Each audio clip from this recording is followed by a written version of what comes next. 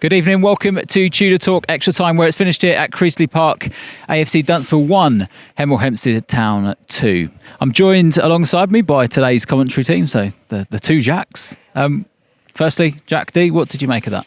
Yeah, really good, really impressive. Created so many chances in the first half. Obviously, I think Lee said there's enough chances to kill off 3 games there. So another day they go in, it's a bit more comfortable on the scoreline, but it's definitely more than a 2-1 game. I think we're fully deserving of that. Don't think there could be any doubt in anyone's mind that that's a Hemel game. And it was a game that we dominated the first half. They really didn't threaten us at all in that first half. No, not at all. I mean, going back, I think it all started when Reggie Young burst past their right back, which I mean he did numerous times on the afternoon, but it was for the first occasion. Got the cross across to Cole, hit a good shot. Green saved it, made a great save, and then from then it was just all Hemel, and it was really a surprise at halftime that it was only 1-0, to be honest, because apart from Green making 2 or 3 fantastic stops, it would have definitely been more. Yeah, it was not necessarily end to end, but it was chance after chance after chance for the Tudors, and K-Pog even sort of popping up with a few headers here and there. Yeah. How surprising was it to see that we were able to get the fullbacks quite high up the pitch and to the point where they're in the box? Yeah, we were just saying that we were just starting to pin them in, just trying to get them camped in their own box, and it worked. And it just shows the confidence that we've got, that we can commit.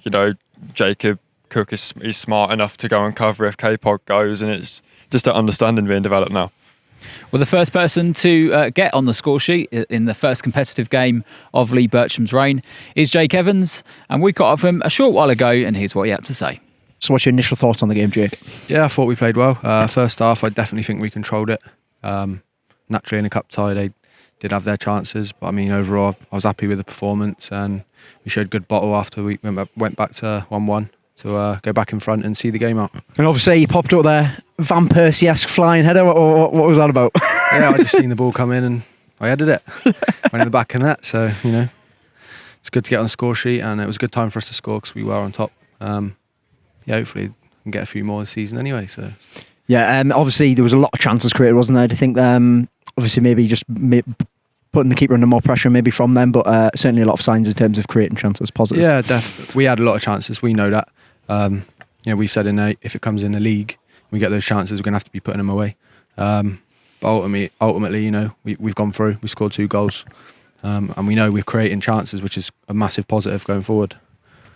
Yeah, and for yourself, how are you settling in? Obviously, you were here last season, not for that long, obviously, because of what happened, but how are you settling in now? Brilliantly. Obviously, I know a few of the boys last year anyway, but I feel like I've known them all pre-season, really. I've come straight in, and it's nice to get a goal and, show the boys what I'm about, and they can show me what they're about too, and, I think we've gelled really well. Yeah, and finally, looking ahead to Tuesday, tough game to start in Slough. What are you going to take from this game into that one? Yeah, like I said, I mean, it is a tough game, but we created chances and we know we're dangerous going forward. Defensively, we can be solid. We just got to carry on doing that, and it's a good result for us to take into Tuesday. A familiar face who was here last year, popping up with a goal, and Jack, how impressive was he? Because he was a player last season that certainly showed potential, and it's great to now have him in the side. Yeah, I mean, obviously, we saw him briefly last season. Obviously, with what happened, we didn't get to see that much of him, but every game he played, he always looked decent, and I think he played on the right quite a lot last season, but he definitely seems at home in the centre, doesn't he? He popped up with that goal, just what you want from a midfield player, really, just getting in the box, taking a gamble. It was a fantastic header, a dive in full stretch, blasted past the keeper, but it wasn't just the goal. His all-round performance was very good. He battled hard against they were pretty big centre midfielders, the 2 Dunstable ones, but he won a lot of headers, he won a lot of tackles. He passed well. I thought it was a complete performance from Jay Evans, to be honest. And is he the sort of player that we were potentially missing in those early pre-season games? Howes and Cook, potentially very similar players, and maybe weren't getting forward enough in those earlier games. Is he the missing link? Yeah, I think so. I think Addy Cole as well deserves a mention for that, being a good partner. We were saying very early, sort of St Ives, really, really one-dimensional. It's just it's long balls, the midfielders being kind of bypassed. They're quite sensible players, the 2 you've mentioned. They just play the easy ball, just keep us ticking over. So to have someone in that's got the potential to go box to box, to drive, to shoot is a really, really good addition. And Dunstable came on top sort of midway through that second half and managed to get their goal. perhaps we should have defended it differently and better. But it was a free kick that actually we said, or you said in commentary, that it was more our way than it was theirs. Yeah, it was on those ones where I think the referee, he's climbing all over the back of him, and does the referee judge it as he's backing into him, or is it he's climbing over the back of him? From our view, it did look like the Dunstable midfielder was climbing over the back of Evans, but it went the other way. And from there, you should say maybe he should defend it better, but you've got to give the striker credit because he uses his body well, he turns and he fires it past Bonus. But you have to say that is the only thing Bonus had to do all afternoon, really. Yeah, and the Tudors responded very, very quickly, going up the other end. Reggie Young winning the penalty, but it was Matt Bateman who dispatched from 12 yards out, and here's what he had to say. Matty, first competitive game, first goal and a first win. Does it get any better than that? Nah, it's always good. It's always good to get a win, always good to score. I know, I think it was a bit of a tough one for us, FA Cup being the first game. But look, we had to come here, get the job done, and we've done it, so positive. Fairly controlled the game for most of it, but they did have a little spell. Was it worrying at all for you? Yeah, definitely. First half, obviously, I think it was all us. But it was one of them when we're not taking our chances, you're waiting for them to score, which they then did. And then, to be honest, it was good that we managed to get the pen straight after to sort of kill off any Dunstable vibes from that. So we bounced back quickly. But definitely, if you don't take away your chances, it's just so easy to concede. What's going through your head when the penalty's given? I see you pick the ball up straight away and put it straight on the spot. Was it, where you're going and it's going in? Yeah, it was more. I knew exactly where I was going to put it. But I just went and got the ball. We know sort of who takes each set piece. So it was a case of putting the ball down, putting it in. I know obviously it was close to getting there, but at the end of the day it went in the net, so it's all good. And besides the goal, you were saying that you offer quite a lot. You won, I'd say, 90% of your headers, the hold-up play, the flick-ons. How complete do you think your game is at the moment? I'm feeling good, put it that way. It was always going to be tough today. I know they've obviously had a good run of games as it is, but to be honest, as long as I can keep doing that, then it'll be good for me, and I just want to stay positive. But no, I'm enjoying it. It's pre-season was tough, and it was good to finally get a competitive game under our belt. And then looking ahead to the first league game at Slough, what are your thoughts ahead of that one? Yeah, big one. Obviously, I know I wasn't at this level last year, but they did really well, and I know they don't lose many at home.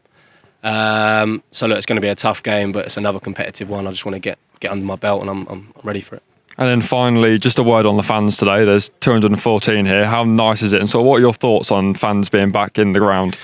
My thoughts, good question. To be honest, I don't see why a Step 3 club can have fans and Step 2 can't, especially if you're just keeping the capacity. I just feel like it's the same. I know they've said home today, home fans only.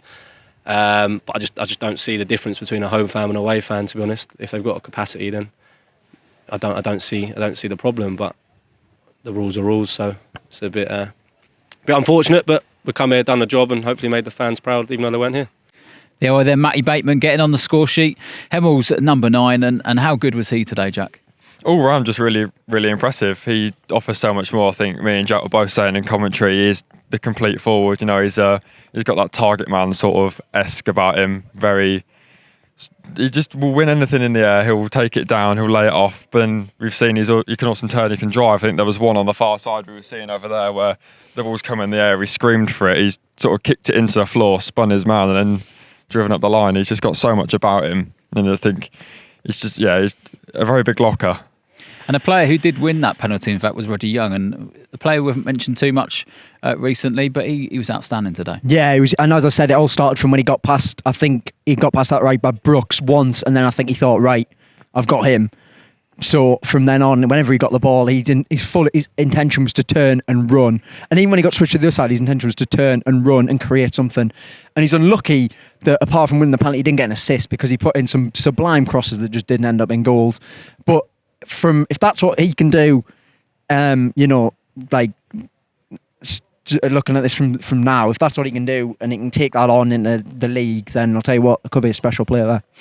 Yeah, well, Tuesday night sees us return to league action again, and it's Slough, a very difficult side to beat away from home. They're very good on their home ground. They get in the playoffs. They got into the playoffs this year, and a very well organised side. What test do you think that will be for Lee Bircham's side? Well, if you want to be the best, you've got to beat the best. And, you know, if we want to have a good year in the National League, we're going to have to be beating these sort of teams. So it will be a test. You know, away from home, it will be difficult. But every game's winnable. You know, it's a game of football at the end of the day. And if we can turn up like we did today, create the chances, maybe put some away, you know, you never know. I don't see any reason why we should go into it pessimistically. And Jack, we are going into the season behind closed doors. Yeah. The National League making that announcement yesterday. That's going to be tough for teams. You know, certainly teams who play in front of bigger crowds. What sort of test do you think that's going to be for all teams in the division? Yeah, well, first I think it's ridiculous. I don't see how you can sit in the clubhouse and watch a stream of the game, but you can't go and sit outside and watch the game in an open-air stadium. I'm sure ones with seats, you can just close off the seats and have it all spread out, but apparently not. That's not something that seems to be happening. I don't really know if there's going to be a resolution of that. Hopefully there will be. I think it's going to be a challenge for all teams. They're going to have to get used to it, but the thing is that eventually it'll become a level playing field, because eventually all teams in our league are not going to have their fans, so it's going to come down to whoever adapts to it best and whoever can get over it best. Certainly in the early part of the season, I think once everyone's used to it, I think then you'll maybe start to see just who's actually the better team start to rise up the league. Yeah, the National League did make an announcement late this week that clubhouses cannot actually host the games if you're playing. They're saying that the whole stadium needs to be shut down. But we'll certainly try our best to get a live stream to you. We are in the process of working on that. So if the tests go well on Wednesday, then hopefully next Saturday we'll be bringing you the live stream. But our next league game is down at Arbour Park against Slough, and I believe that they are also streaming the game. So please look out on our social media channels as we'll publicise any links that you need to get your pass. But it's finished here at Creasley Park, AFC Dunstable 1, Hemel Hempstead Town 2.